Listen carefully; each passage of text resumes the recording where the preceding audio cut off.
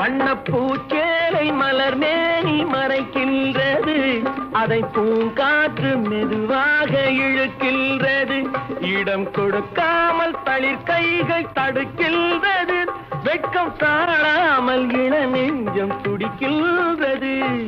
கடலோரம் வாங்கிய காத்து குளிராக இருந்தது நேற்று.